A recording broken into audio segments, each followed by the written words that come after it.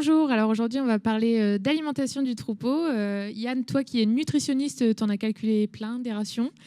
Du coup, quels sont les 10 points clés pour réussir sa ration? Allez, à toi. Alors, on va essayer de faire tenir en une dizaine de points, en tout cas les plus essentiels. La première chose, c'est que quand on va faire une ration, si on la calcule sur un ordinateur, il faut qu'on ait des analyses de fourrage. Si vous n'avez pas d'analyse de fourrage, globalement, on va perdre notre temps à le faire à l'ordinateur. Alors pour le coup, analyse en verre ou sur du fermenté? Si on a le temps de laisser fermenter le silo, on va plutôt préférer du fermenté qui est un peu plus précis. Mais si vous rentrez rapidement dans votre silo, il vaut mieux le faire en verre. Au moins, vous savez à quoi vous avez affaire quand vous commencez à donner à manger vos animaux. Après, on va essayer de bien choisir les ingrédients. C'est-à-dire que quand vous allez avoir fait vos analyses de fourrage, en fait, on va essayer de mettre des ingrédients qui se combinent bien avec votre fourrage. Typiquement, si j'ai un ensilage de maïs très sec, plutôt un amidon un peu avancé, je vais plutôt mettre une céréale rapide comme énergie parce que ça va bien venir s'emboîter. Et donc ça, si j'ai fait une analyse de fourrage, je suis capable de le faire et de le maîtriser. D'accord, on adapte vraiment les aliments complémentaires au fourrage en fait. Oui, tout à fait. Okay. Alors sur les tourteaux, c'est un peu plus simple, mais voilà, sur l'énergie, c'est vraiment important. D'accord, donc les 2 premiers points. Ça, c'est un point important. Après, on va essayer de faire un calcul de ration qui soit juste et efficace. Et je rajouterai comme critère réaliste. Souvent, quand on commence un calcul de ration en discutant avec un éleveur, on a des fois des ambitions qui sont un petit peu différentes de ce qu'est capable de faire soit le troupeau, soit les fourrages qu'on a disponibles. Donc il faut aussi des fois savoir se dire que cette année, l'objectif réaliste, c'est 28 litres et pas 30, et en le faisant dans des bonnes conditions. Ensuite, on va bien sûr mettre un point très important, c'est de peser. Voilà, parce que si vous avez analysé votre fourrage mais que vous ne pesez pas ce que vous donnez à manger, ça ne va pas servir à grand-chose d'analyser. Ouais, mais si on n'a pas de mélangeuse du coup pour peser... Alors, si vous avez une décileuse, le matin, quand vous décilez votre fourrage, vous arrivez, moi je viens avec un grand sac de course, un peson, et avant que les vaches commencent à manger, devant 4 à 5 cornadis pour avoir quelque chose d'un peu linéaire, vous pesez la quantité de fourrage que vous leur avez mise à disposition. Et vous allez être sur quelque chose de très précis qui va vous permettre de travailler la ration après. Ouais, ça permet d'avoir une idée quand même de ce qu'on distribue, c'est important, quoi. On va être à 90% de ce qui va bien. Okay. Voilà. Après, si on prépare à manger à une vache, on va toujours essayer de bien gérer l'ordre d'incorporation.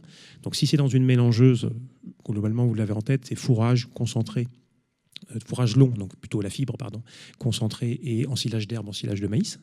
Donc c'est l'ordre idéal. Mais si je suis en décileuse, c'est aussi important de travailler mon ordre. Donc, je vais plutôt dérouler le foin le matin sur un béton qui est propre. Je vais leur laisser manger pendant une bonne heure, par exemple, le foin en étant bloqué au cornadis. Et ensuite, je vais proposer mes fourrages. Et dessus, je vais venir mettre mon concentré qui va un peu coller comme ça sur les ensilages. Donc, la botte de foin dans un coin, on oublie ? On oublie. C'est pas la meilleure méthode. On va bien sûr essayer de proposer quelque chose qui est très appétant. Un bon fourrage, c'est une bonne analyse, mais c'est aussi une bonne conservation. Donc, on va essayer vraiment de faire tout ce qu'il faut pour que le fourrage qui arrive dans ma vache soit appétant, qu'elle ait envie de le manger dans de bonnes conditions. Et si on a des problèmes de conservation, on peut y remédier ou c'est foutu ? Si c'est le silo qui est vraiment en train de chauffer beaucoup, on peut venir mettre un peu d'acide propionique, encore une fois, sur le front d'attaque. Ça va aider. Si vous êtes sur un silo d'été où tous les ans vous êtes embêté, ça vaut peut-être le coup de mettre 50 à 60 euros, 80 euros de l'hectare pour mettre un conservateur dans le silo d'été. Ça va vous aider. Okay. Ensuite, on va essayer de faire une ration qui n'est ni trop sèche, ni trop humide. Donc là, ça, c'est plus facile à faire à la mélangeuse qu'à la décileuse.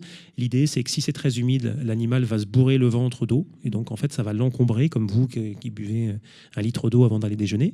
Et si c'est très sec, quand elle va remuer le museau dedans, elle va réussir à attraper les concentrés avant de manger la fibre. Et donc, elle va contrarier un peu le plan de départ de la ration.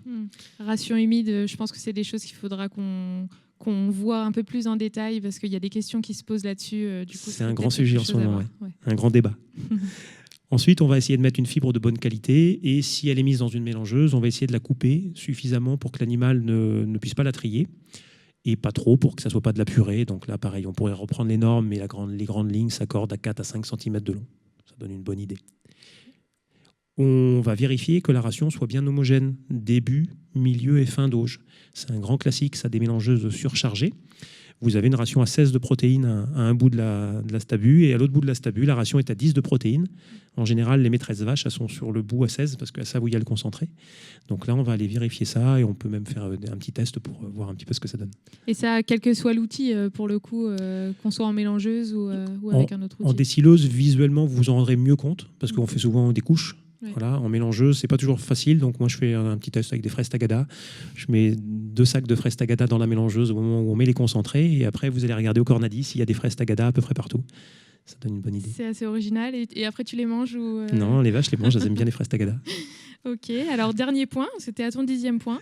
Le dernier point, ça va être de maîtriser le refus. Si vous faites une ration avec énormément de refus, en fait, vous donnez l'occasion à votre animal de trier. En fait, comme un enfant gâté qui a largement trop à manger. Donc, on va essayer de gérer un refus entre 5%, 4-5%, qui était un peu la vieille norme. Et même aujourd'hui, on a tendance à réduire un peu ça, entre autres avec les outils qui repoussent la ration. Alors justement, sur les repousses fourrage, il faut repousser combien de fois dans l'optimum Alors, si on écoute les gens qui les proposent 20 fois, moi, si je considère que dans la journée de la vache, si déjà vous avez repoussé comme il faut 3 à 4 fois, c'est déjà très très bien. Moi, je dis 3 fois. Surtout si on n'est pas équipé. Ouais, parce que si vous le faites à la pelle, au balai, c'est long. Hein. Clair. Donc, on va dire, allez, 2 à 3 fois, c'est parfait. Déjà, c'est très bien qu'elle ait à manger tout le temps devant le nez. Et avec des outils spécifiques qu'on appelle les repousses fourrage automatiques, on va essentiellement s'occuper de la nuit, puisque c'est surtout la nuit où les animaux, finalement, n'ont pas forcément à manger accessible à l'auge, qu'elles n'ont pas accès à ce qui reste.